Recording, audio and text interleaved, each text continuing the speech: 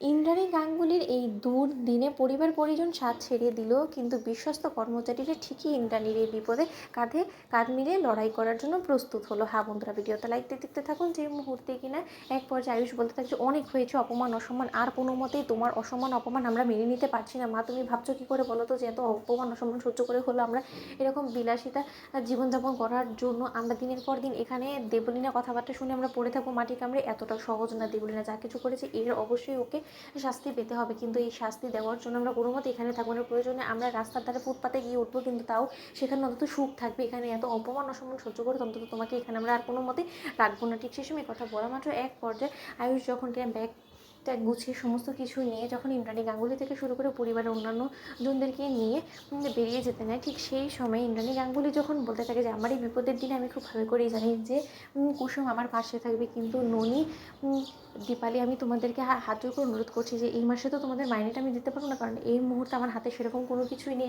বিজনেসটাও এখন নড়বড়ে হয়ে রয়েছে, এবং তার থেকেও বড় কথা তোমরাই বা আমার সঙ্গে এখন কোথায় গিয়ে উঠবে বলো তো?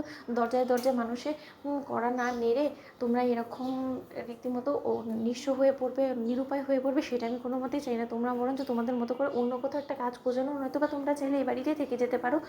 দেবলীনা যদি চাই। ঠিক সেই সময় দেবলীনা বলতে থাকে যে দীপালি আন্টি, তুমি এবং ননি, তোমরা সমস্ত লোকেরা চাইলে এখানে থেকে যেতে পারো। আফটার অল এত বাড়ি সামলাবে কি, এত বড় বাড়ি সামলাবে কি বলো তো? তোমাদেরকে তো সামলাতে হবে সমস্ত কিছু, তোমরা নিশ্চয় অভ্যস্ত, এবং তোমাদেরকে আমি আন্টি চাতে তো তার থেকে কয়েক গুণ বেশি মাইনে দেবো। সেই সমস্ত কিছু মিলে তোমাদের বেশ ভালোই দিনকাল যাবে। তাই শুধু শুধু ওদের মতন ভিখিরি জীবনযাপন না করে এখানেই থেকে যাও, সেটাই তোমাদের জন্য মঙ্গলের হবে। ঠিক সেই সময় দীপালি যখন কিনা এক পর্যায়ে বলতে থাকে যে ননি, তোমরা তোমাদের মতো করে তোমাদের সিদ্ধান্ত নাও, কিন্তু ম্যাডাম আমি যখন কিনা গ্রাম থেকে এই শহরে আসার পর থেকে আপনার সঙ্গে আপনার দুর্দিনে যেমন আপনার পাশে ছিলাম, ঠিক তেমনি এখন যখন আপনার পরিস্থিতি খারাপ, সেই সময় আমি আপনার পাশ ছেড়ে কোথাও যাব না। আমি এখানে মাটি কামড়ে থেকে দেবো, সে যতটাই কষ্ট পোহাতে হোক না কেন।